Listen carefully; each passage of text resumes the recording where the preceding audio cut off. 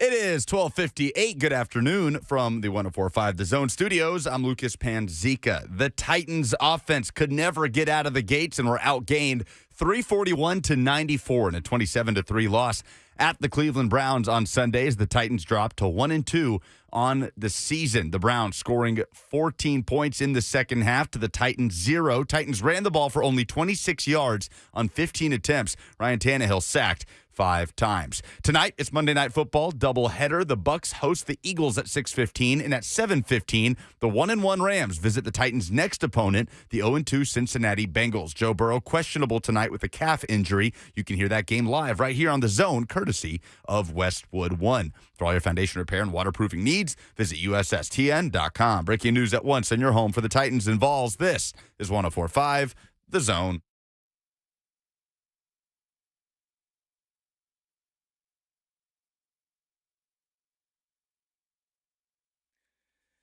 Well. It is Monday. I know that. It's a nice day in Nashville. I know that. Beautiful day. I know it was a long afternoon yesterday in Cleveland for a bunch of guys in two-tone blue. It was the longest day we've seen in a while from this crew. It's just, I'm going to tell you, Blaine, that was hard to look at. And I went back and, It aged me. I thought your beard looked grayer today, but I wasn't going to say anything. Oh my gosh, what is going on here? Yeah, I had to shave it down, man. Yeah, Lee. That one there, I said in the pregame that, I was afraid that Watson would be Watson again, Texans Watson. And I wouldn't say he was quite that, but he was definitely much better than he had played. Yeah. I mean, he was breaking tackles even when the, defensive line got after him a little bit, making plays down the field. Naturally, the secondary didn't have a good day. And, I thought, that even the defensive line just played okay. Now, you could say, oh, yeah, we stopped the run. But I think that's a given to me at this point in time. They got to affect the passer more so than not. And the reason why I say that is everybody talks about our defense, how good it is. And I keep saying, yeah, it's a good defense, but it's not a great. We saw a great defense. You got to see what it looks like. And it's because they match up with the pass rushers and elite secondary. They at least got one number one corner award because they're paying him that and he balls like that. And then they got one guy that's even missing. But guess what? The other two guys is behind them. Oh, they really good too. Yeah, Emerson and I forgot what 23 Mitchell. Mitchell was his And name. like you said in the pregame, they're not going to change anything because the one guy's missing. You run what you run, and they'll plug somebody else in, and they did. Yeah, so they played, just as well as I saw them play against the Steelers defensively. Just the Steelers, made more plays on defense that scored touchdowns. So, that was disappointing. But naturally, all the conversation is going to be about Dillard and Myles Garrett, who's an elite player. Here's what happened in this game. The Titans' weaknesses, which they addressed to a certain extent this offseason, which is offensive line. When you go against a superstar player, he matched up against them, and he owned them. We tried to address the secondary. Secondary didn't play well. Pass interference, blown calls, holding, so they didn't, especially the cornerback position there. And those weaknesses, came out in the open, and unfortunately, it just didn't work. They tried to, maybe a little too late in the game, they should have had a game plan earlier, maybe after a couple drives that Garrett could be a problem. So they tried to put a tight end out there. They was chipping at times. And at some point, he's got to be able to block the guy by himself. There's just no way you're going to double a guy all game long. So they just got owned. I mean, and everybody saw it. On offense, and then defense was just okay. And Watson once again. So that's really the tale of the tape. We could talk about blown coverages and everything else. The one thing that bothered me at the end, it was 6 minutes left. The game is over. It is over. I'm like, Now, I just want somebody to explain to me, if I'm the coach, all backups. And I know we ain't got a lot of them, so some guys going to still have to play. I'm playing them all, whether it's offense, defense, doesn't even matter to me. I don't care about the position. If we got a guy that can play the position on the roster, put him out there, and we got to throw in the white towel. This game is over. Reason why I say that, it's not like throwing in the towel. I need to see them out here in some game. We have no shot of winning. And also, I'm also protecting my starters from getting injured. So if you don't want them to get hurt in the preseason, the end of this game was like a preseason. This game is over. Yeah. So there's certain things about this game. I just think they got out, played for sure, but they also got out coached. Some well-designed plays by the Browns and their offensive staff and the head coach there. One is a good example is they knew they were going to get Z's in man-to-man. They motioned the back out wide, which linebacker is not usually out wide. Mm-hmm. And then they did a sluggo, which is a slant go. He looked, he peeked. He's not used to being in that kind of space. And then they just took off and they threw it. They got exactly what they practiced. They schemed up things well. They did the dink and dunk. Let's get my quarterback in rhythm. Sharp 5-yard passes. We could have done the same thing. We did not. 5-yard passes, get him into a rhythm, slow down his pass rush. His defensive line is legit. Mm-hmm. All right. But we didn't. If we did, it was a little too late. So it's just they got us. And guess what? Every team goes through and has a clunker. You just hope it doesn't manifest as the season goes along to the next game. And I don't. The Bengals defensively up front, there's no other Myles Garrett. So let's just say that. So even the other guy sometimes Dillard would do well on a play, and then the other guys or somebody else would make a mistake, whether it was Hubbard or somebody interiorly or what have you. So it was just a snowball effect. It was really sickening to watch, really. I couldn't even go back and watch it again. I couldn't. I tried. I was like, oh, my. I know what's about to happen. Myles Garrett took over the game. He took over the game. Watch this. When we played the Chargers, it showed glimpses, man. Remember, Bosa didn't start the game. Mm-hmm. He only played in passing situations, and he got like 2 sacks, right? Yeah. So there were signs of this coming. I still, there's no other options to me. This better. I know everybody's going to want to tinker with the line, and if it was me, I would not do that. I would stick, hold for it. You got to believe in the guys you have out there, and hopefully he continues to get better. But we're not going to play Myles Garrett again, at least right now in the regular season. Thank the good Lord. So we'll see how he progresses. And then on the, Myles Garrett giving them tips. I know this is a different generation. And, these guys all know each other, and they talk after the game. If I would have played that poorly, I don't even know if I would have had the heart to even stay out there. I would have been so pissed. I don't need somebody to tell me what my weaknesses are. I should know them already. So, yeah, that one there, I would have kept that in my back pocket. I wouldn't have told nobody that story there. There's no way if I'm telling somebody, that he was like, hey, man, these are things I saw. Well, I appreciate it, but I wouldn't have told nobody. I would have said, thank you. Crap. Dang, what he's going to say? Wish you would have told me before the game. Man, get out of here, man. Yeah, something is missing with Dillard because he has the ability.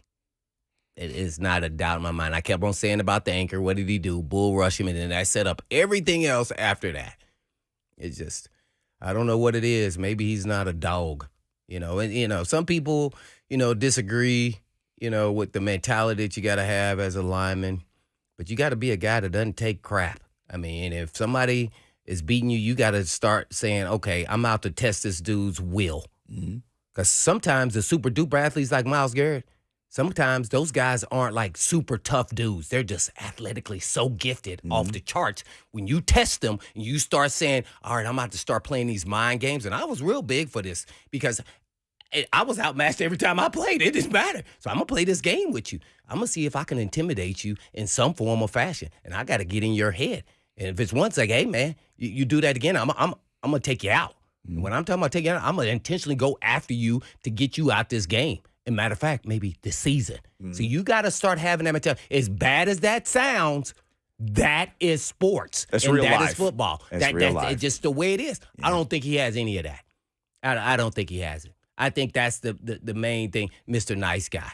Oh, he told me what I need to. Man, you better get out of here with that. If I was on his team and he would have said, man, Myles Garrett told me what I got. What?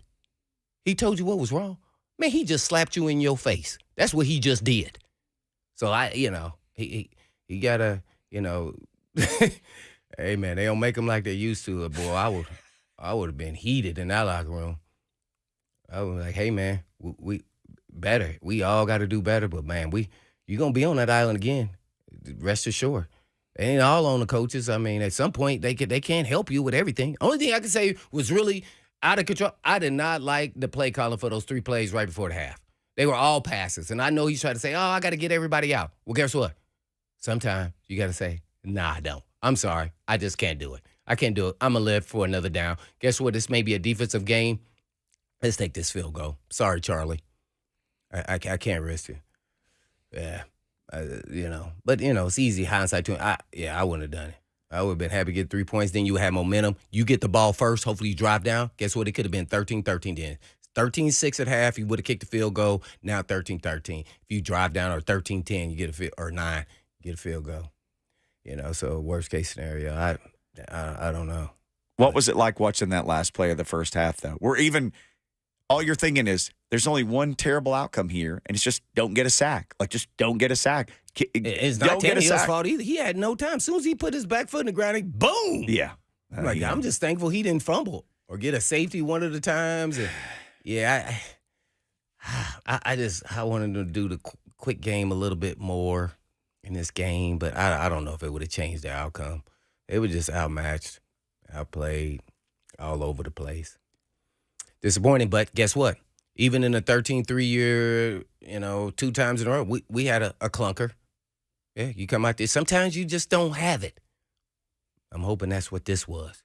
But, boy, it was Watson at his best. He did some tomfoolery, too, throwing the ball backwards. And we couldn't even take advantage of that. Dang it. Play on either the first or second drive, he rolled out and fell down. And they got up and threw a strike. Yeah. Yeah. And what was it, the first third down of the game where Key hit him and Big Jeff both hit him, and he just sloughed him off and threw for the first down. I told you. Some teams you just get, you have confidence against because you played them so many times, you're going to get out of the groove. And I just felt like, now watch him after this. Let's see if he gets into a groove now. Because he knows the opponent, and I always play well. Whether we win or lose, I play well. And then, by the way, I am perturbed. I don't know whose fault it was on that last touchdown, but I don't like any of that crap. If I'm a leader on that team, I felt like they quit. Oh, that is unacceptable. I heard Vrabel say it was Fulton's fault. Well, I don't know how they teach quarter coverage, but quarter means you got a quarter of the field. So you down on the numbers at the corner, and you down on the hashes if you the safety. Right. So to me, it was both. And it's easy to say Fulton when you know he's a free agent and Hooker's locked into a long-term deal. But in my mind, I would put 52% on Hooker. I'm sorry. He was sitting there just jumping up and down in the same spot, pat. Dude, your job is to get deep and get quarters. Go look at the other safety, Kevin Byard there. He was deep on his side. Yeah. So see, that's when you think the coach knows more. No. He shouldn't do that because he know I'm sitting over here and I know everything about coverages. That is not. I don't believe that one iota. Fulton should have been over the top of it, but that safety's supposed to make him belly around him and he pushes him to him, and then now Fulton can make a play on the ball. That's how it's supposed to work. We played a lot of this quarter coverage. That was like my fault. I loved it because I could be quick to the run game and I could still be deep for the pass game. So I love that coverage there. It's all about eye discipline. I don't know. Hooker was sitting there patting, jumping him down like he was a rover. Like he didn't move at all. Like, what are you doing? And he had no threat. Nowhere. So I don't know. Maybe they teaching their quarter coverage a little different than I play. I don't know. I'm just saying. He was guarding grass, as you say. Yeah. Oh, I say that at Independence. That grass is always open. You better go find a player. Grass is always open, man. Better go get a player. Find it, man. We playing zone. Dudes need help all over the place. Oh, gosh. It's desperation. Yeah. Well, yeah, that was a stinker there. So they'll throw that in the trash. Mm-hmm. You know what's so bad? You go back and watch the film from the film perspective, and I guarantee this happens. One player here or there is the guy who messed up. Yeah. Now, I know we can say Dillard messed up a lot, but then when he did do well or held the fort, somebody else messed up. Right. You're like, oh, crap. We had a good play call on that one. Well, it's like you always tell me. Sometimes you win a game and you go back and watch the film and go, we blew stuff all over the field. place. The other team just made mistakes. And sometimes you say, you get your butt kicked, you think, and watch the film and go, every play, it's one guy blowing his assignment. Yeah. And the other team just happened to take advantage of it. And don't get me talking about the corners play on the secondary. Button and Foden. Holding in the pass interference. And Button going to put out a tweet, on Twitter or X or whatever you want to call it, talking about they need to review pass interference. That we already tried that. That don't work. Yeah. That's not working. Yeah. And matter of fact, after 5 yards, Button, you can't hold him. You just can't. Even if he pushes you, they're gonna and grabs you. You gotta act like you try to put your arms back or something. They're gonna call it on you. Everything's built around offense now. It'd be a nightmare to play cornerback in the NFL. Blaine, everything's built around offense. This team scored 3 points yesterday. And everything's built for offense. And this team scored 3 points in a league that's designed to score. Y'all can rip Tim Kelly. This is the first time I can say I did not like the game plan and his adjustments throughout the game. That's why I said it was coaching, but ultimately, it always goes back to the players.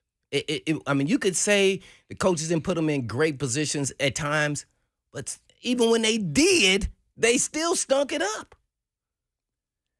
You could say, oh, man, we had, you should have played deep. And then we got some bad calls. You could talk about the referee. Shoot, they blew that Cooper, but he scored a touchdown. I don't know what the referee. He was standing right there. That was so bad. He better not even be on any refereeing for the playoffs for any team. Cooper he had a foot or two. It's not like it was close where they had to. It wasn't even close. Good step. Like it was, what are you doing? I bro? don't know, man. He was standing right there. It just wasn't a good day. Like a couple inches Miles of green between his foot and the sideline. Oh, no, there's more than that even, Lucas. It was more than that. It looked like a foot even. I think the guy just breathed into his whistle and blew it, and he needed to hide. He needed to get away with Southwest Airlines. We got to get away. We'll come back. Phone lines are ringing, 615-737-1045. The Hitman is preaching. People are giving him amens in the F&M bank chat. They're liking what they're hearing. Well, that means they're going to take him off the pregame show. They can't do it when you speak the truth. So we'll speak some truth. We got Ding Dong of the Week coming up. Phone lines, we got lots of people on. They can give us a ding dong and give us their observations. You can too. It's all coming up next.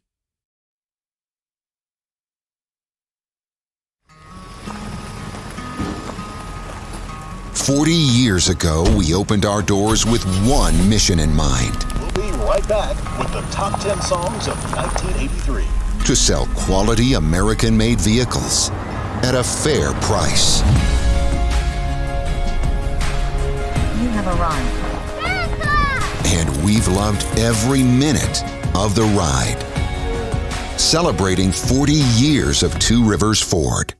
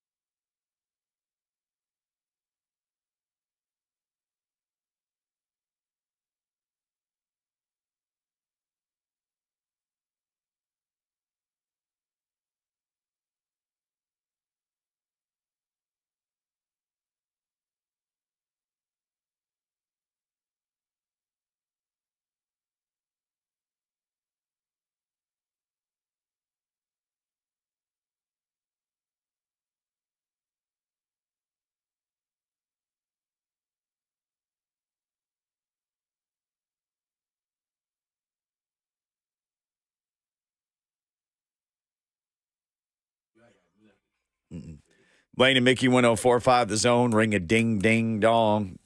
Ding dong of the week brought to you by our friend Mark Spain. Go to markspain.com to get a guaranteed offer on your home today and start packing. Do this every Monday. We'll get to our ding dongs. We got callers on the line. So Shabazz and Jackson and Bill, you want to join them? 615-737-1045. I know you all want to talk Titans. So hit your topic and name a ding dong from the game as well. Shabazz, thanks for your patience. How you doing? Oh, I'm doing fine. I wanted to talk particularly to Professor Blaine Bishop.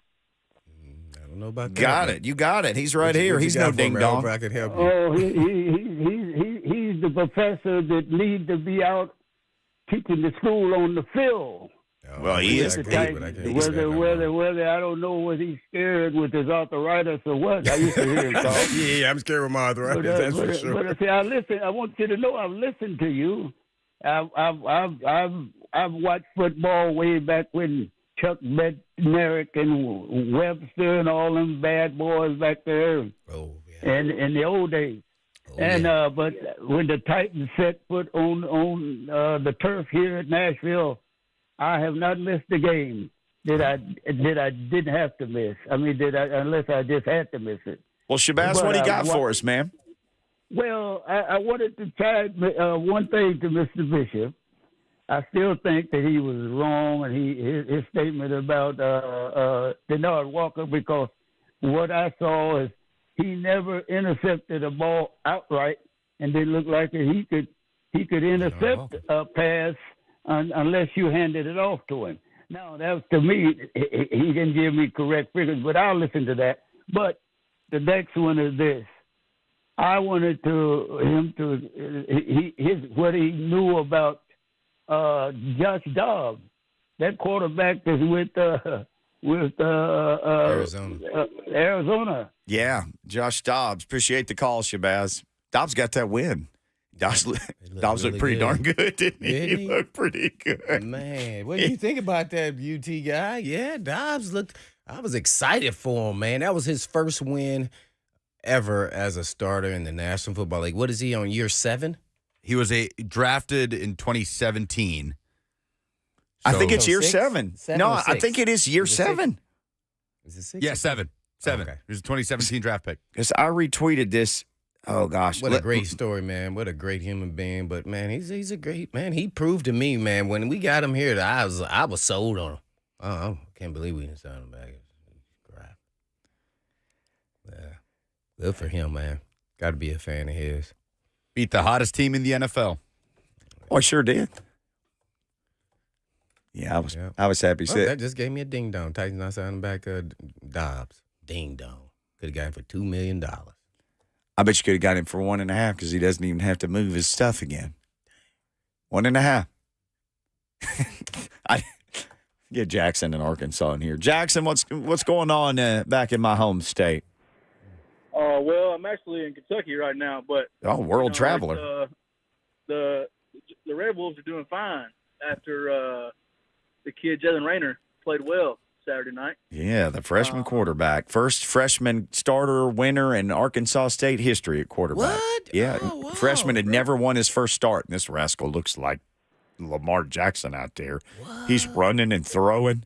Oh, that's Oh, good times are back in Jonesboro. Butch Ball is making the turn, Blaine. Making the turn. So my whole my deal here is I think the offensive line for the Titans needs a little bit of a spark, right? So I think Jalen Rayner was a spark for ASU. So I'm thinking MPF, when he comes back from suspension, could be the guy could bring some nastiness like Blaine wants to see for the team, for the offensive line, and then you move Chris Herbert over to left tackle, and then Skronski comes back, and that might be a pretty good 5. And yeah, that's what I think would be pretty good. And my ding dong would be some of these fans. They're acting like the sky's falling. It's week 3. Last year we were in a pretty bad situation. We ended up having a chance to win the division. So we'll see what happens. But as always, tighten up. Thank you, Jackson, the When voice we of started reason. after the first 2 games last year? 1 and 2. Oh, okay. Mm-hmm. Isn't that right, Lucas? I store some memories on your hard drive. That's correct, though. 1 and 2 last year, right? lost the opener against the Giants in a game that you were 1 or 2 plays away from winning, like the Saints. Goodness. Get blown out by the Bills like you were blown out by the Browns. And they bounced back at 0-2 to beat the Raiders at home for their first win of the season in 2022. Raiders. Yep, 1-2. Barely beat the Raiders by 2 points. And the Bills, last year's stinky diaper game was the Bills game. Oh, yeah. That was the first game, wasn't it? Second game. Okay. Because they had a chance to win the first one. Because I remember they put Trey Avery out there because the corner Fulton got hurt. And you said, no. He's That's not your guy. quite ready He's not for ready. that. He went, yeah. He's good enough to make the team, but he wasn't ready for that. And when I say that, your first time getting out there is against Diggs. Dig put it in the overdrive. That is not what you want to see. But he got better, and then now he's a decent player, good role player, man. So, yeah. Sure, he learned his lessons there. Got to pay attention to the details in those coverages. Let's get who's up next? Chase in Bellevue. Chase, thanks for calling Blaine and Mickey. Hey, you fellas. Hope y'all are doing good. Yeah, man. But, I was just calling. It's all, a good thing about, the Titans having early season struggles. Hey, at least the media darling of the AFC South, the Jaguars, are also struggling. So, you never know. I know we're off to a sort of slow start, but we're right there in competition, 1-2, but still got some things to work on, and we're right there in the division. So no reason to panic yet. Yeah, no doubt. Good point, everybody's Chase. talking about, Tannehill or going a different direction. Even with the offensive line, I'm sticking with where I'm at. I just don't think we're going to meet a team up front that's as good as the Browns here. I gotta stick with it because what are your options? There's a reason why everybody act like you in college, like you got 150 players. I mean, there's not a lot of options to look around at. Now you can mix around some guys. How much is that going to help you? You're going to mix and match and start moving people. I don't know about that one. To me, that's when you get desperate. That's a little down the road. Do you want to know what's available? Available where? On free agency? No, in the building down there now. Oh, yeah, sure. Tell me. Jalen Duncan. He didn't dress, did he? Nope. I remember seeing his name. Corey Levin. Xavier Newman. We saw how that went. Its first incarnation. And that's it.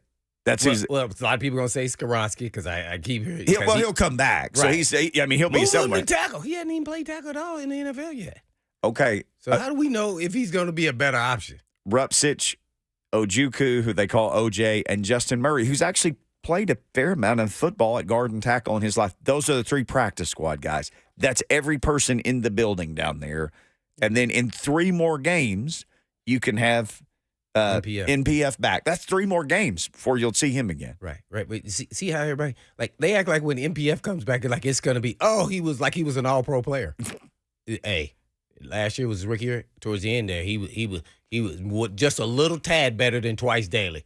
And I'm giving him mad respect there because he started off like gangbusters. And I don't know if he was playing with an ankle injury and was just fighting through it. But each game, when it got towards the end of the season or ran into a wall, he didn't look as good. So don't act like he's just going to come back and just dominate like that. I don't know about that. He may have some fresh legs. So that may help him out. But eventually that wears out. So, but I guess you have another piece, though. Who's a starter. I don't know if you want to throw him in the fire or not like that, but that's it. He's there now, I guess. They get 3 weeks, which I love. That's a new rule, I guess, 3 weeks to be in the meetings and practicing, working out with not practicing, but with the weight room and everything. Can he practice? No, he can't practice. Vrabel actually went through this today. The sound was off. He can lift for a lot of that. Go to the meetings for sure. Vrabel press conference. Yes, he can lift weights with. How did Vrabel say this? I think on his own, but with their staff, just not with all his line mates or whatever. He can do stuff in the building. He just kind of has to do it at his own pace. He's going to the meetings, though. That's what the players. He can go to meetings, yes. Yeah. I think he just can't work out with them, and he can't obviously practice. Have you got this? Vrabel explained. That's a ding-dong rule, too. If he can go to the meetings with the players, why can't he lift weights with the players? Maybe I'm wrong. This is what Mike Vrabel said. On, man. Back in the building? He is in the building, yep. And he's allowed in the building. He's allowed to work out. He's allowed to condition, train by himself, but he can be in meetings, and he can't be at practice or attend games. But he can go to meetings. He can attend games, or he can't attend games. No, he cannot attend games. Well, I'm cool with that. I'd buy a hot dog and go sit in the bleachers. But to me, I feel like, he should be able to. if you can go meetings, why can't you lift weights? You're interacting with the players when you're in the meeting. I was hoping you could explain that. What advantage would he get by lifting weights next to, OJ? Well, I'm gonna text Troy, ask him like, why is that a rule? What? Explain it to me, because there's always a why they do what they do. I'm a big why guy. I'm gonna ask the question, well, why are we doing it that way? If he's meeting with the players, he's already interacting. He's in the building. He's already interacting. See, like, I guess they want to say we still punishing him. Oh, just so he can't lift weights with his teammates? Really? How's he going to lift that kind of punishment? So when they had lunch, he lifting. Well, guess what? I used to lift when I was during lunch too. So he's still interacting at some point. Like, what are they going to do? Check the cameras to see if you lifted weights with your teammates? I'll say this. I know he made a mistake, and I get it. But at least they let guys back in the building now. Because you're a 320-pound guy. Where you going to work out? Yeah. They got nothing at the Y. Come back out of shape, and then and you get him, and he's like, oh, man, it's going to take another 3 weeks to get him in shape. You're going to push your car around the driveway or something. I mean, well, what are you going to do? So at least he's in the building. Yeah. On Ron Slade. Who we got next? Let's get Cheeseburger. Cheeseburger with a ding-dong for us. Hey, Cheese. What's going on, Blaine, Mickey? How y'all doing today? You tell us, man. Man, hey, it's a great Monday. Hey, we Titans fans, we'll get over this tough loss yesterday. Hey, I'm behind this team 100%, ride or die. Titans fan all the way, baby. Let's go. Hey, we're going to ride this ship. We're going to come out this coming up Sunday. We're going to put a beat down on the Bengals. Bengals fans, you get ready. We're going to beat y'all down. We're going to unleash the Titans on y'all Sunday. Get ready. We're going to put that shame on y'all. And my two ding-dongs, before I get to them, how about, can I get a let's go Seminoles? How about them Florida State winning overtime against Clemson? Yeah, let's go Noles. And my two ding-dongs, the first one has to go to the Broncos. Getting 70 put up on y'all yesterday, that no excuse. That is no excuse there. And then the second, Notre Dame. Notre Dame having 10 men on the field the last couple of series against Ohio State, letting Ohio State do that to y'all. Come on now. Come on, man. It needs to be a Come On Man Monday on this show. You got the Blaine and Mickey. Let's go. Blaine and Mickey show all day, every day. Let's go. Thank you, Cheese. Great ding-dongs there, man. Hey, man, you get 70 put on you. Notre Dame game. They didn't have enough players on the field or something, right? Apparently, they had 10 on the field for the last two plays. 10. Tomfoolery. Boy, they had it all. Blaine, they had it all there. They were wearing green again. The stadium was full. They had game day. I bet Rudy was around there somewhere. Vince Vaughn was the guest picker. Was he? Yeah. Dude, I had stuff to do on Saturday. What was the coach I was talking about? driving around watching that on my phone because I wanted to see Vince Vaughn. He goes, I played for Notre Dame. If I'd had half the heart of Rudiger, I would have made All-American. He wanted Rudy on there. What did Lou Holtz say before the game or something, on game day or something? Because Day was pissed off about that. What did he say? He said they were soft. Yeah. He said Ohio State was soft. He said they're not going to get to Sam Hartman. Notre Dame's offensive line is better. That Notre Dame's the tougher team. Yeah. Oh, he was jacked up. Cause I didn't see all that. I just saw basically the fourth quarter. And, boy, he was lit. He said, okay, now I'm calmed down. Now I'm calmed down. I just had to get that off my chest because that burned me. I was like, whoa. Like, what did Lou Holtz? Because he said Lou Holtz. I was like, uh-oh. Of all, Lou Holtz. Like, who's ever been mad at Lou Holtz? When he told me I wasn't good enough. Oh, that's right. Once upon a time. I was like, oh, okay. Screw Lou Holtz. No, I did not. I was like, okay. I appreciate your honesty. Yeah. Oops, snafu, you were wrong. But dang, yeah, that was a tough one there. Dang, I was actually cheering for Notre Dame there to get the win. I knew once they got down there close, though. That's a great call. That's a ballsy call there. To run the ball there with, on a walk-off.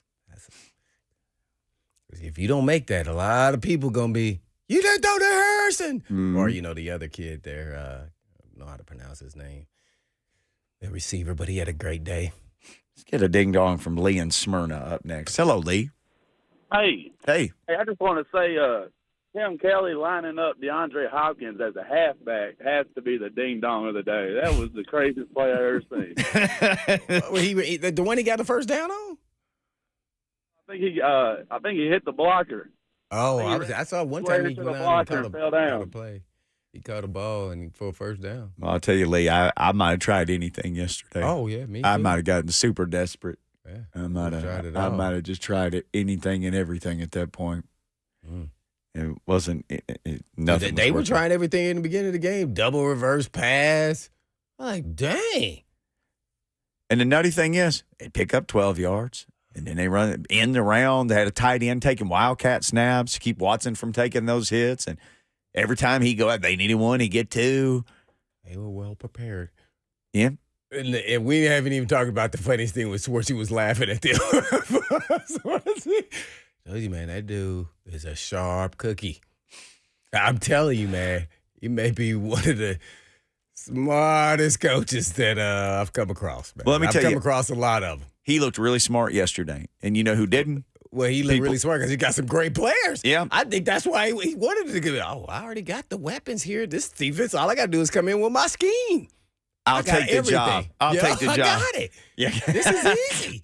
This is easy. Man, I can ask anybody, could I do another corner or I don't know, another. I mean, y'all signed some 2D tackles now. They talking about they couldn't stop the run. We good. Well, and I know we got to go to break.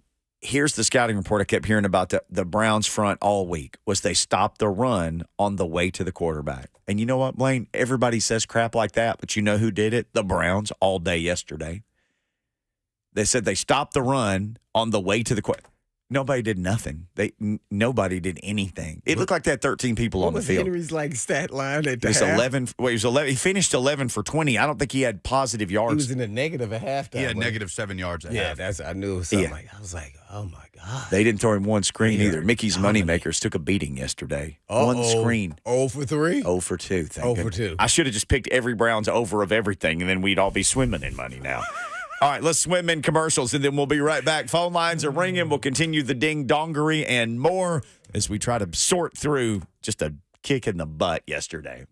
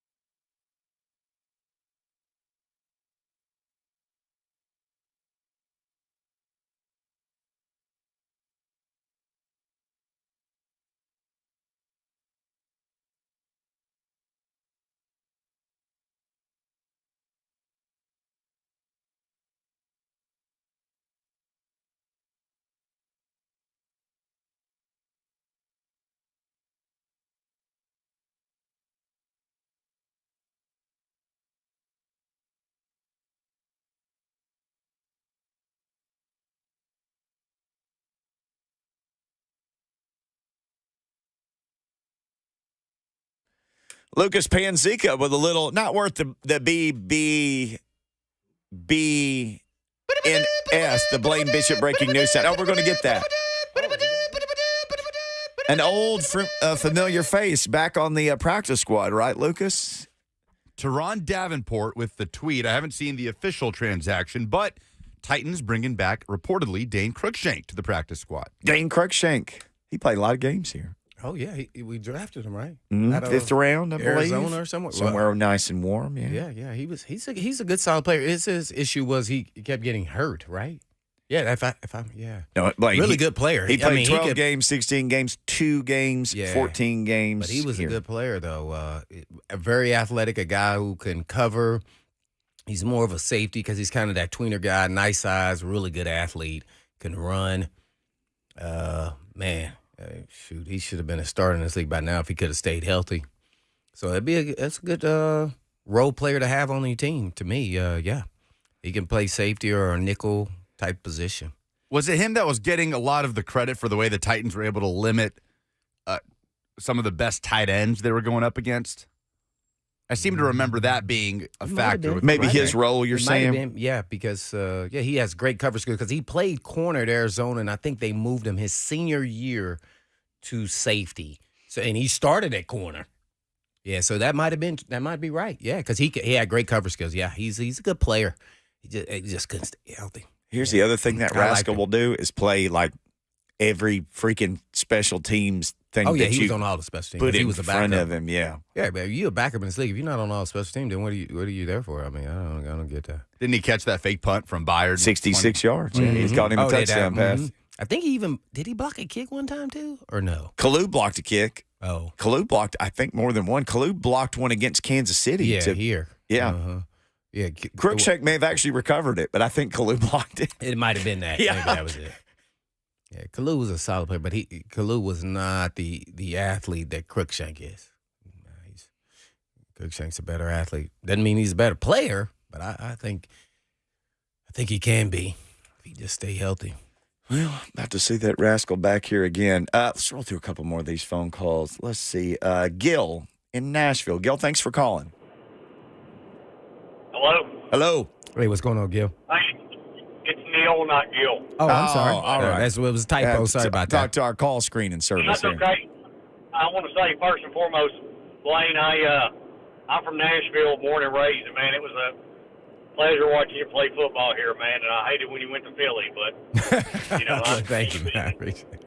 Same thing with Curse, man. I didn't like that either. But I will say this, man. This offensive line problem is about 2 years old. Mm-hmm. Oh, yeah. It's bad. They let go of Questenberry, and then Dennis Kelly played good, but you didn't want to pay them. And then you draft the best tackle in college last year, and you put him at guard. And then you sign a cheap tackle. And I don't think Petit Ferreira is that great either. And then, on top of that one, you draft a running back in the third round when you need wide receivers.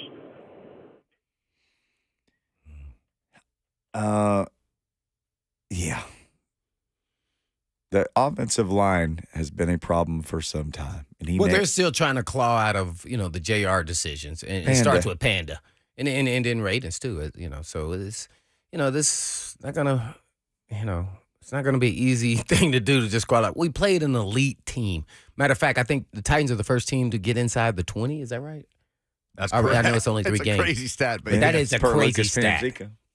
So, one of those and the from Saints a fumble. are going to be, both of these, they're going to be in the top 5, defenses. So they have some strengths that are our weaknesses. So it's always about matchups. So, and they have the back end. That's why you've never heard me say that our defense is going to be elite. It's because we don't match up with the secondary with the front.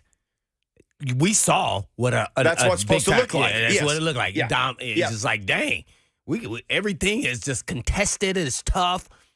Our team is not like that because we don't have that elite corner. If we had one elite corner, then it's just kind of like NWI. And by the way, you saw when you see some elite corners or some guys that can cover. Where's NWI? No stats.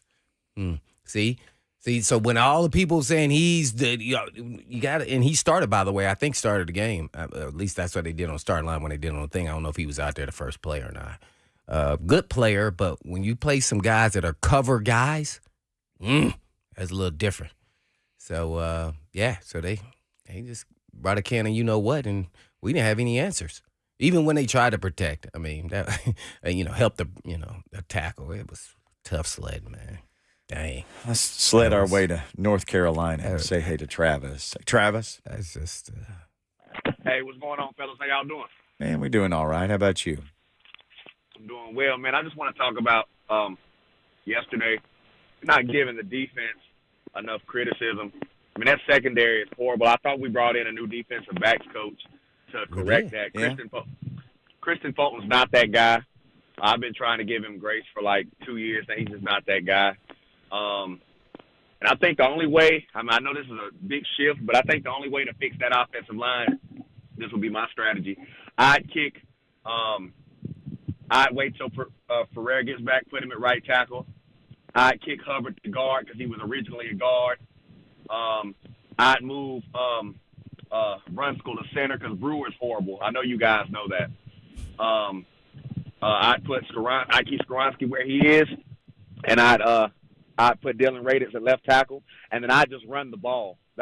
You all know, my last statement, you all know that when we're watching the game, your first question is, why are we not running the ball? They're trying so hard to get away from trying to be a Derrick Henry-led offense that they're literally shooting themselves in the foot because they just don't want to hand them the ball.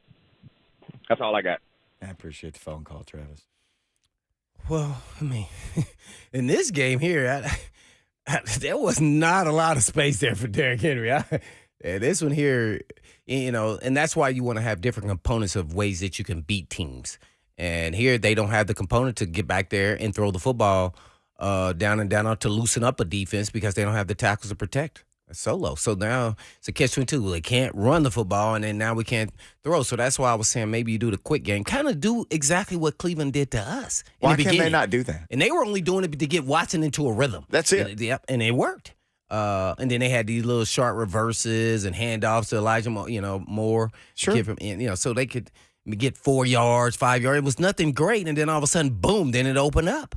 The big plays came later. After and Watson made it happen. Yeah. But he almost had some snafus, too. Yeah. Earlier in the game. So maybe we should have taken some notes. That's why I said, we also, the players played bad, but we could have helped them out a little bit more sooner than later. I don't know if the results would have changed. But, man, that looked horrific. I mean, seeing Swartzy laugh at the tight ends trying to follow Myles Garrett was – I had never seen anything like that. And just see the smirk on his face, it was just like, dang. And matter of fact, here, besides the quick game, this is what I would add to it. Going into the game, I would have came into the game, I would have been running a lot of 2 tight end sets. Mm-hmm. Guess why? It's another person that you got to run around, by the way, to make your path to the quarterback one more step to the quarterback. Sure. So I would have started off, and I would have tried to hammer him, slow him down a little bit. I might have came in this game, and I'm going to do some sharp passing game. I'm going to run the football with 2 tight end sets, and then maybe we open it up once we slow you down. Mm-hmm. Because, man, that what they did was not enough at all. We all know that. And then we had some drops. Chig dropped the ball twice. I'm like, dang, man, hit you dead in the hands. The guys didn't perform well. That's why I said we could talk about what they can design and do all these things. The players did not play well. I mean, they got they behind beat. I mean, so I don't even know if it would have worked or not. It's one of, I've been in those games where we just got our butts kicked, and it was just like, okay, all right, you watch the tape and say, that will never happen again. Got to remember now, guys are very prideful. Professional athletes are super competitive and very prideful. So when you go back and watch a game like this, nobody's going to scrutinize you more than yourself because that's how you got there. You don't need somebody screaming and yelling at you, in a game like this. You stunk, and so all he can do is give you technical advice on what you need to do to be better, whether it's Dillard, Fulton, whoever it may be. They're gonna come back and they're gonna be ready to work, and I'll be stunned if they don't come out and look like a totally different team. Because, for one, they're not playing the Cleveland Browns. And then number two, the Bengals defense is solid, but it ain't like that. Tell you what is like that. Hour number 2 of this show. Teresa Walker is going to join us in a little over 20 minutes. Plus, we'll get into all the headlines when we come back and more of your phone calls. It is a busy Reaction Monday here on 104.5 The Zone.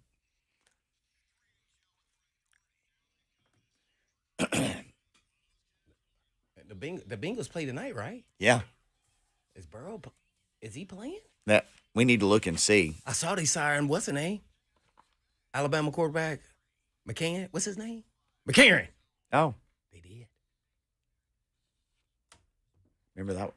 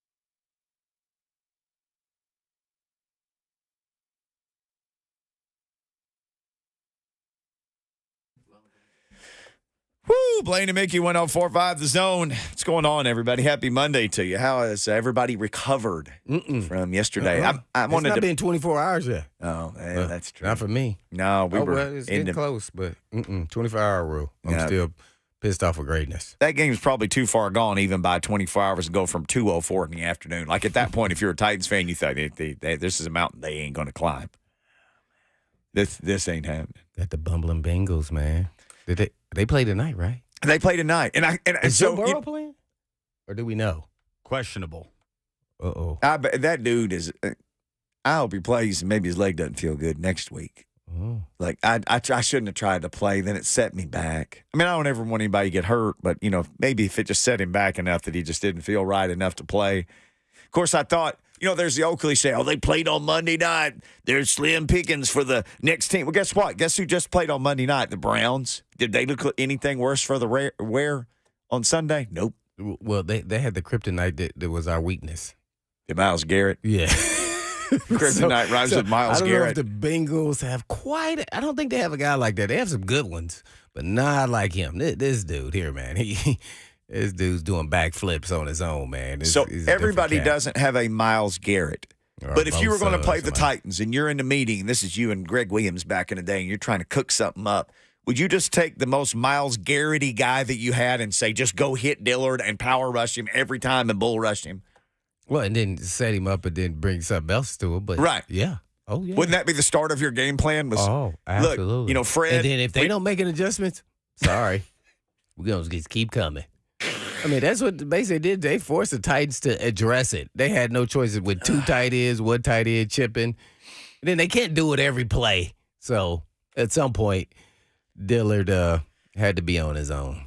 Man, that was a nightmare. It was bad when he was. So basically, he had 3 sacks, they said, at least through PFF, going into the game. Might have been 2 on him, but now he got just 3 sacks in this last game. So he's got 6 sacks total already. 6. That he's accounted for. Watch this. How does that compare to twice daily? It's worse. He's on track for he's on track then for 2 a game. He's on track for 34. Right. Now, I'm going to say this. It's going to sound really weird. I don't feel like he is anywhere near the talent level as low as twice daily. I'm serious. And that's I hate to say it, but the stats say he's worse. Yeah. Well, did twice daily go against Myles Garrett in the beginning? I don't know what he was giving up, but I don't think they played the Browns last year. I think it was 2 years ago they played the Browns last. I'm trying to think of who the best player that he went against. Yeah. And I don't like who handed his butt to him. It seemed like it happened every game. We played the Commanders. Often handed. The Command Skins, remember, they didn't have Chase Young in that game. It didn't matter. And he still got it. Whoever it was got after him. I never seen the last time I remember thinking, like, this front is going to kill somebody was the Command Skins game. They had D linemen. It looked like they just say, our Commanders, we draft all Alabama linemen. I'll tell you something. Though. Alabama and Ohio State, that's it. They got blown out by the Bills. Oh, yeah. Command Skins, it didn't go well, but yeah, I just think he's a better talent. He's a better player than Twice Daily, but the stats don't say so. So Twice Daily would have gotten, who's the guy from the Raiders? Crosby. Oh, I love him. Remember they got him, Crosby. And that dude is like the engine of all. His engine motor never stops. Oh, but he has pass rush moves. He's more than just an engine that doesn't stop. Toot, toot. Boy, Tootin'. He's got it all. Oh, yeah, I love me. Boy, he got some swim moves up and under. Man, he's got a motor. Ooh, man. Nobody talks about him like they should, though. I think they should. I think it's because he went in the 4th round. He went in the 4th round from a MAC school. Anybody could have had him. Anybody. 4 times. Yep, now he paid. Which, for a MAC school, the 4th round, I've gone through this. That's the 2nd round. Because the 3rd round is your 1st round. If you're MAC, Sun Belt. Oh, is that how you look at it? 100%. 3rd round is your 1st round. You would have to be the most freakish left tackle ever, or just you'd have to be the most quarterback-sized, prolific NFL passing quarterback, or DeMarcus Ware. He went to Troy. He was a first-round pick. Where you're just so undeniably undeniable. Miami of Ohio. Right. Where you're just undeniable this checks every box. We'd like to take him in the 3rd round, but we can't. What was, to your analogy, what is 7th round? It's the 5th round for a Sunday. Yeah. Okay, I'll just make sure. So if you're a priority free agent, that's your 6th round. Then if you just get invited to anything, that's your 7th round. Yeah. I have it all figured out. So we're behind the 8 ball right off the jump. Right. So you're from Ball State. You're an 8th round pick, right? Which is now correlated to the 7th round. Because there's that many picks. Yeah, 214. Mm-hmm. So you were a 6th round pick. You went in the 6th round of your available draft for a group of 5 player. Yeah. You used to tell people I was Mickey has a system, and I've been ruled as a 6th rounder. Yeah, I went right where I was supposed to be. Hey, it's funny how that works out. It is. It's funny how that works out. Somebody asked me, I had, like you, your phone probably dinged about 100 times. And I thought about, because we're talking a lot about Dillard today. My friend's wife was asleep the other night, and she felt something laying next to her and thought it was her cat. Uh-oh. Is this And so she, X-rated? so she started rubbing this cat, and she thought, why is my cat so wet? So she's rubbing this cat, and this cat is so wet. And all of a sudden, she realizes it's not a cat. So she jumps out of bed, turns on the lights. Laying in her bed is a possum. Oh, my gosh. Oh, my. That had come How the in. heck did that get in there? Her dog had carried it in through the dog door and brought it to her and put it in the bed with her. A dead possum or alive? No, live. But what do possums do? They play dead. Oh. So when the lights came on, he froze. He just played dead. She had been petting him. So they go back and look on the film, and they see. They got the cameras in their house? Yep. Her dog had just wrangled that rascal up, brought him right through the dog door, brought him right upstairs, brought him on the bed to Mama so she could see what he had. I brought you something. How many times yesterday did Myles Garrett bring Dillard to Tannehill like a dead possum? He just kept bringing it to him over and over again. And all I could think about was this possum in the bed with my friend Margot because he just kept bringing him Dillard. He just kept bringing him right back to him. This is the best story you've ever told right here. This is the best story right here. So what they thought was a wet kitty was a possum that had been caught in their sprinkler system. No, it was Andre Dillard. That's what it was. Dang. Oh, my. Landon said Mickey's going to get you and Blaine taken off the air. Oh, no, man. this is a real thing that happened. Yeah. I'll screenshot the whole story on Facebook. I'll put it out myself. Man.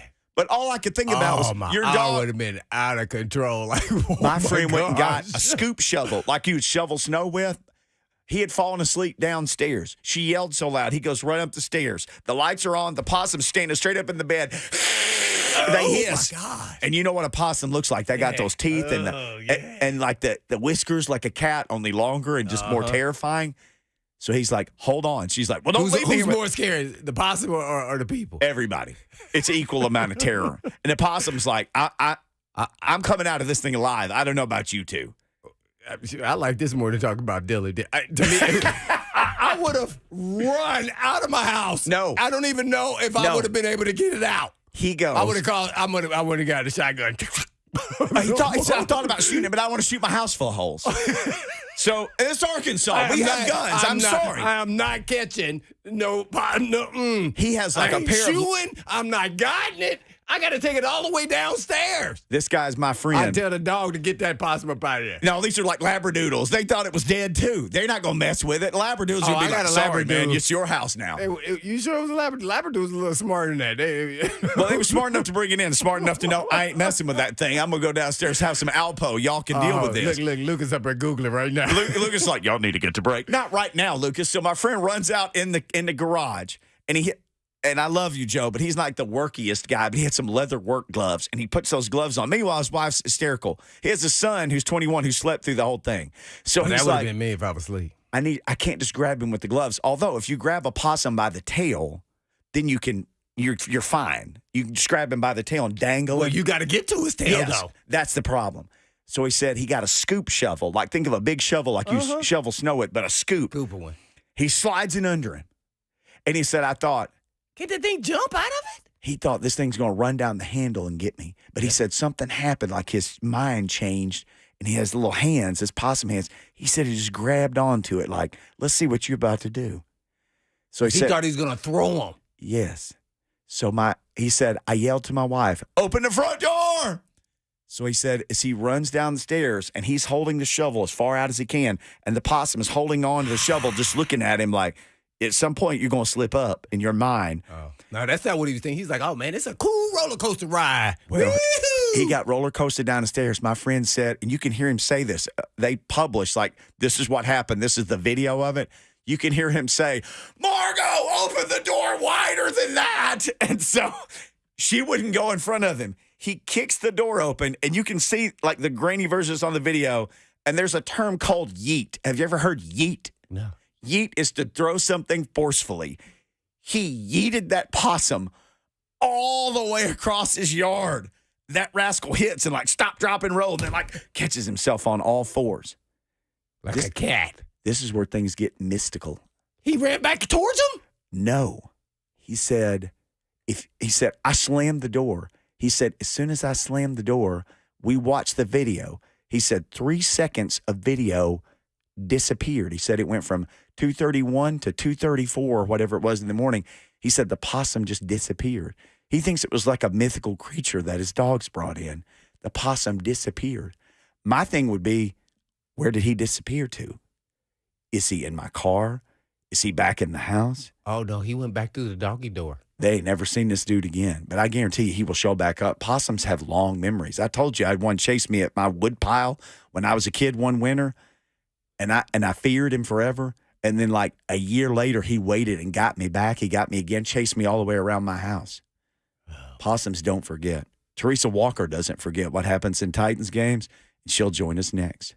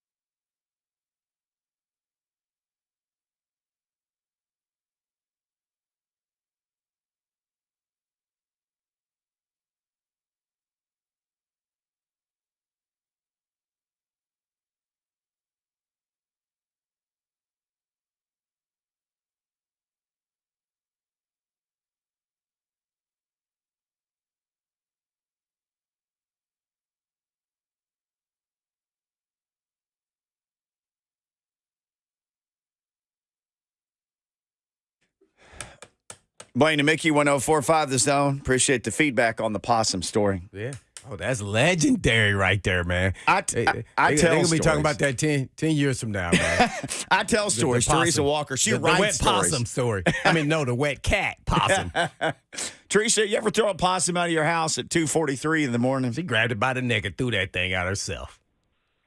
Not a possum. Have dealt with raccoons that were digging through some trash outside when I've stayed at a cabin in East Tennessee.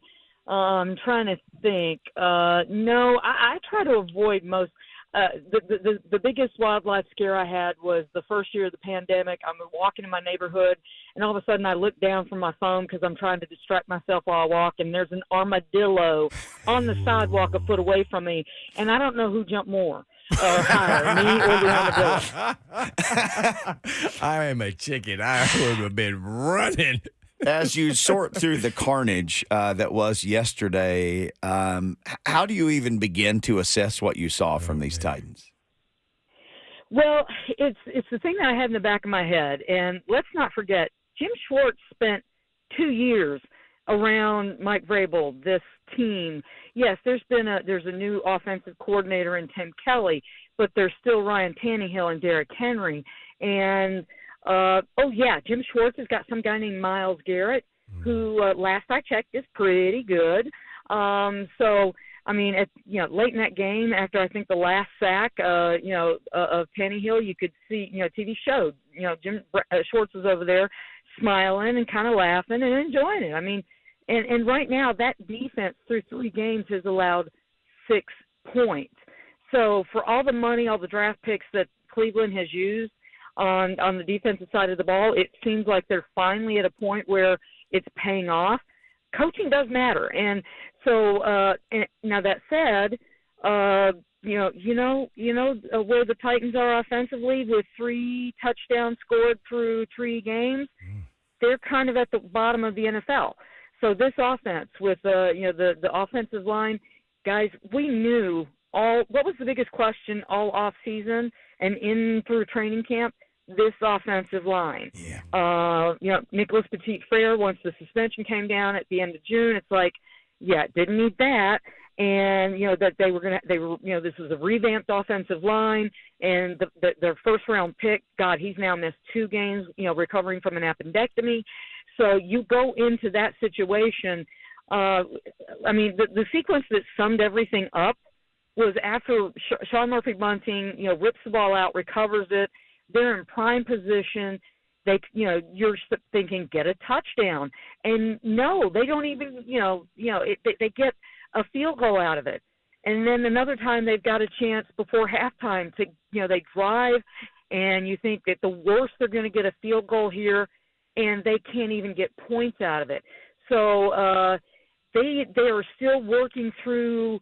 It feels like trying to find chemistry, timing, rhythm on offense. And, with Tim Kelly, with this group, but, how many times Teron Davenport, I'm going to give him the hat tip, out of 49 offensive plays yesterday, 24 went for 0 yards or negative yards. So nearly half of their plays, or essentially half of their offensive plays, went nowhere fast. So this offense they've got some stuff to fix, and that was my question for Mike Vrabel today. How much of it is fixable in a game week? And he says there's a lot that's fixable. And, and then later he talked about this is the kind of adversity that, can help define a culture. And, Blaine, you know this very well. Year to year, and this team with 24 new players, this is a revamped team. They host Cincinnati on Sunday.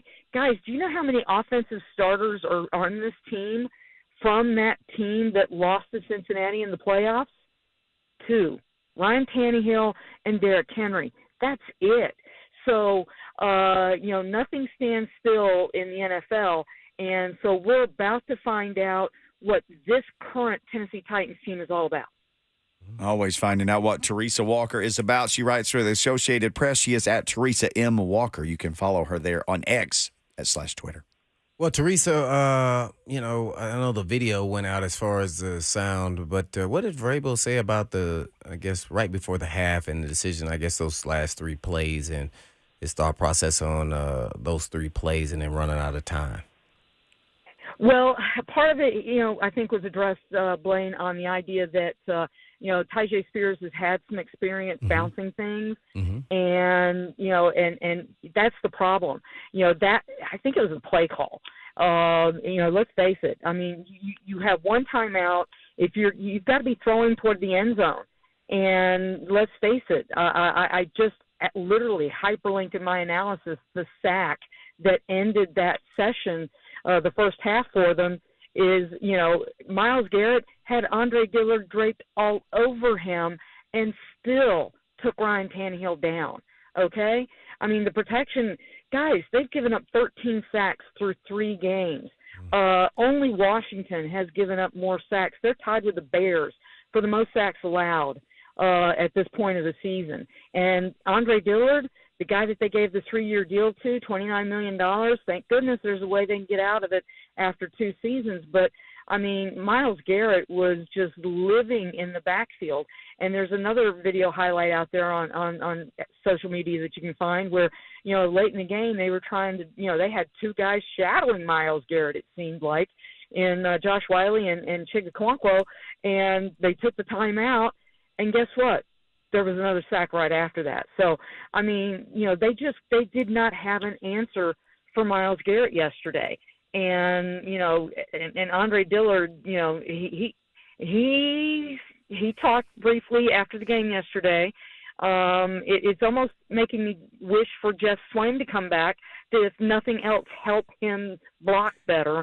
And, yes, I saw all the jokes yesterday that it feels like he's Dennis Daly, just wearing a different name on the back of his jersey. So they've got some things that they've got to fix. And asked about what, if there might be some shuffling on the offensive line, Mike Vrabel said, got to see who's available. And guys, to me, that tells me they've got to see if Peter Skoronski, coming off of his appendectomy, has any chance of coming back this week. And there's been a little chatter amongst a couple of us in the workroom. One of my colleagues thinks that maybe he had a burst appendix. Well, hopefully, for the Titans' sake, hopefully they noticed it and it was taken out before it burst. That's the thing that would give him a chance to return sooner than later. And God, it's bad when you're leaning on your first-round draft pick, a rookie, to get back in the lineup as soon as possible to give you some help. Well, the offensive line was in trouble, but, man, the secondary, I thought the, defensive line didn't just played average, I guess. Well, at least against the pass, getting after the quarterback. They definitely did a really good job against the run. But the secondary, how did Vrabel feel about how they played? Well, it'd be tough to feel good about it. I mean, let's be honest. Nick Suss has the stat of the day. Christian Fulton yesterday, or this season, quarterbacks in the NFL have an absolutely perfect passer rating when they're targeting Christian Fulton. Christian Fulton, who is in a contract year, this is his last year under contract. He is playing, if not for a deal with the Titans, from somebody, and quarterbacks are 7 for 8 for 165 yards and a touchdown, according to Pro Football Focus, when throwing against Christian Fulton. And yes, I know the big pass play that they inadvertently blew the whistle, thinking that I think it was Cooper stepped out of bounds. Well, guess what? It could have been offensive pass interference. That's about as close as Christian Fulton was to a receiver most of the day. Sean Murphy-Bunting, he gets the strip and the recovery and sets them up in prime scoring position. But how many times was he flagged? It was over and over and over. That was an area that they were trying to address. And let's face it, they brought him in. I saw a lot of Roger McCreary late in that game. And, the one thing we know about Sean Murphy-Bunting is he is not in the concussion protocol. But not sure what happened with him at the end of the game yesterday. So let's just stay tuned. That secondary was an area that was a top focus along with the offensive line to be fixed, addressed. And the two people that they're leaning on to fix it, Sean Murphy-Bunting is drawing passes, and Christian Fulton's a favorite target of opposing quarterbacks. It's not pretty. Roger McCreary is the one guy out of the cornerbacks who's playing really, really, really well. Well, but you need more than that in the NFL. You've got to have some extra help, and he can't do it by himself. No doubt about it. We went with Teresa Walker, AP writer, Hall of Fame writer. Teresa, what did you make of the comments by Dillard afterwards, where he essentially said, I know it wasn't a good game. I know I got to get better, but I got some tips from Myles Garrett after the game. He gave me some good tips. Would you have admitted something like that, do you think, after a game? Well, if I'm a Titans fan, I send a thank you note to Myles Garrett. He whooped him like a redheaded stepchild. And then he tells him, hey, this is what you can do to be better, after this. So he obviously is not worried if he ever has to face Andre Dillard again, right? But thank you. Maybe he'll take that in a peer-to-peer counseling because I don't know if I'd admit it. I probably wouldn't have admitted it. That's probably the kind of thing that I'm going to keep to myself. But, that to me, yikes, eeks, egads. But thank you, Myles Garrett, because, hey, if I'm Jason Houtailing, the offensive line coach, I'm probably slipping him a thank you note, because he may, guess what? He may be trying to tell Andre Dillard this. And anyone who's a parent, you understand. You might be telling your child something over and over and over again. They ain't listening to you, but their boyfriend, girlfriend, best friend says it. They hear it through that voice. So maybe Andre Dillard has been being told something and it hadn't sunk in. Maybe coming from the guy who just had 3 sacks against him. Maybe he hears it from him. 3 games in, who's a player that has surprised you most, maybe in the worst way so far? Christian Fulton. I mean, guys, like what I just said, he is in a contract year, okay? We had questions about Andre Dillard coming here, signing that deal as a former first-round pick. He didn't stick in Philadelphia. When teams let their first-round picks go, it's usually for a reason. There's a reason why there's been so few of John Robinson's first-round picks that re-signed and stuck around Tennessee, right? That was a bad sign. I mean, there's a reason why Isaiah Wilson barely lasted. I mean, technically didn't even last his rookie year with the Tennessee Titans. So when a first-round pick doesn't stick on a team's roster of the team that drafted him, there's usually some warning signs there. And so the Titans were taking the chance. Every coach thinks they can get something out of a guy that somebody else didn't. And right now, Andre Dillard is the biggest question mark.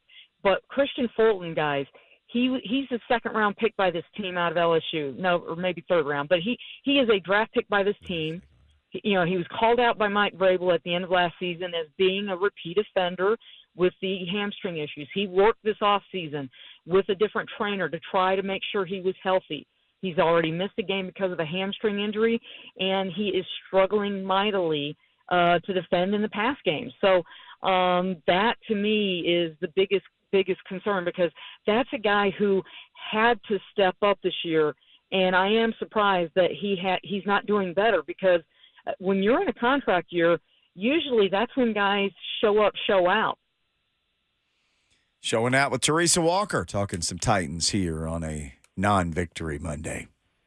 Well, Teresa, did they talk a little bit about, and that's Vrabel, more about like what was the Browns doing in just eliminating Derrick Henry in the run game? I mean, they couldn't even get anything going. What, the fact that he was being tackled in the backfield so many times? And, I've got people trying to tell me that Derrick Henry's done, need to trade him. And it's like, okay, 2 things. You can't say in a tweet that he's done and then expect anybody else to want to trade for him. Hello. That's the way that works, though. Right. I mean, what are you even thinking there? Oh, yeah, I'm calling him trash, but they're going to give us a first-round pick for him. No, that's not going to happen. Again, offensive line issues. I mean, people were slicing through and getting to that backfield. I mean, it's just, and let's face it, teams know that they're, Derek had a couple of runs at a couple points, but still it was pretty much the worst game that he's had. And they when they were trying to give him the ball. Tyjae Spears is fast, and he was being tackled for no gain. So they could get nothing going. So I think we're still trying to see what this offense is under Tim Kelly. But they couldn't stay on the field long enough yesterday to put anything together. When they did string a couple of drives together, that the best drive they had, guys, let's be honest, it was when the Cleveland Browns were getting flagged for penalties. There you have it. Miss T. Teresa, great stuff. I appreciate you jumping on as always. Again, at Teresa M. Walker on Twitter or wherever you want to consume stories by the Associated Press. You can do so with Teresa and all of her fantastic colleagues over there. Thank you, ma'am. My pleasure. Thanks, guys. And Miss Sue Ann, Football Girly 2 on Twitter, thank you for that armadillo gif. It is adorable. Oh, I know. I just liked it. Yeah, that was crazy. All right, Teresa, we'll talk to you soon. Thank you. Yeah. Thank you, guys. All right, Teresa Walker. All right, when we come back, I do want to ask Blaine a question about his time as a player based on something we have brought up a couple of times today. Did he ever do something for an opponent like was done for a Titan yesterday afternoon in Cleveland? We'll be right back. I got to ask the armadillo.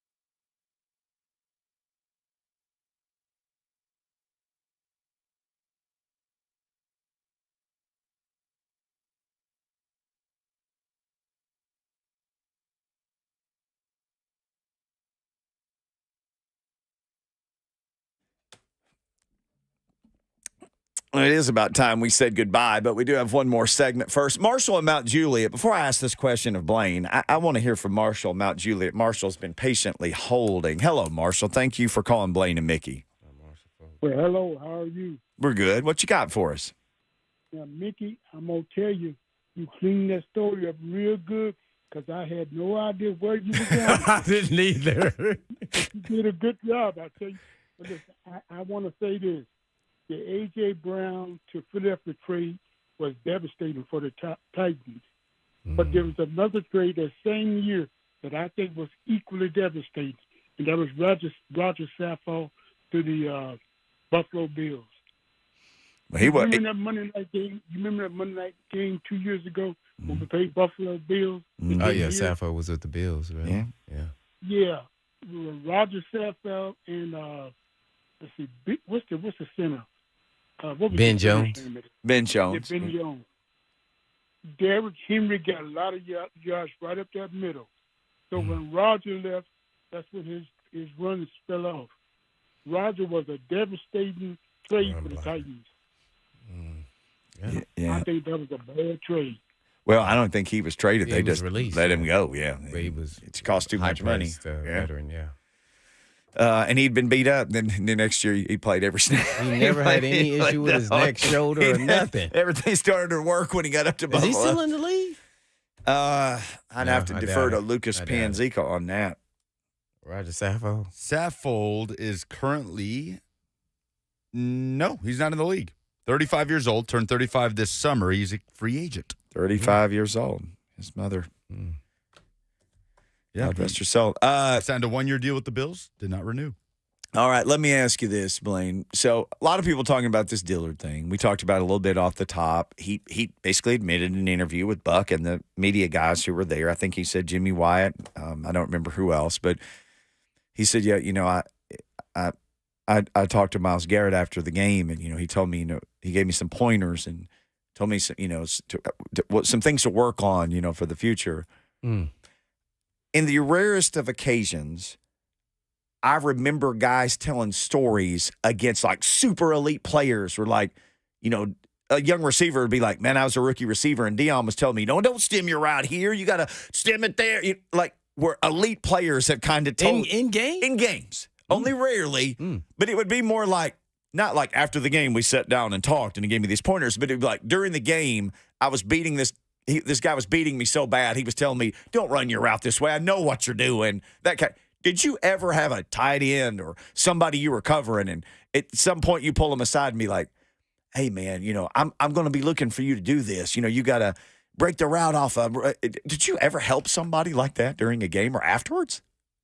It's funny you asked me that because why in the heck would I do that? Amen. Okay. I would never do that. I'm like, oh, this ding dong here. Oh, I'm going to cover him like a blanket. No, I ain't giving you no tips. I'm helping. I'm going to shake your hand and I'm going to keep on running and say, yep, I'm going to own him next time we play him too. I ain't giving him no tips. Different generation. I'm not giving him no tips. That's why I said that was kind of a slap to Dillard to me because what he's telling you, reason why he's telling you, ain't nothing you can do, and I'm going to still beat you the next time we ever play. And nothing you can do. Not threatened whatsoever. Yeah, exactly. Now, he was just like, matter of factly, hey, man, this was just what I saw on film. And it's how I attacked you. Dude, I'm not helping him. What is this coach for him? What is he doing? Looking at himself, critiquing himself. Why I need to help him? I'm not helping. Nope, I help him when I'm done playing. Hey, man, give me a call when I'm done. And that's going to be a long time, bro. Well, I was going to say at this rate, I know which one will be done before the other. I mean, sorry. It is what it is. I'm not helping cats. You could, in the off seasons, like if you're running people, you're doing some training. Right, you got the same trainer. Yeah. You may give them some tips here or there, but no, not on the other side of the ball. No. You think I'm helping a receiver? You appetite? No. It's too hard. No way, no how. If some OG, just OG, when you were young, Houston Oiler had maybe pulled you aside like, hey, young fella, remember do this, and this, and you got interviewed after the game by, John McClain, would you have said, yeah, McClain, this old grizzled tight end over here for the Browns, he was telling me all kinds of tricks, so I can get him next time. Well, I can say this. Nobody ever told me anything if they toasted me all the game. So, and if they did, there's no way, and Sam, you know what, that I would be telling the media. Okay. No, No, I cannot do that. No way, no how. It's just like talking about what you talk about in the locker room. You can't be telling people get outside. Like, nope, I'm not telling.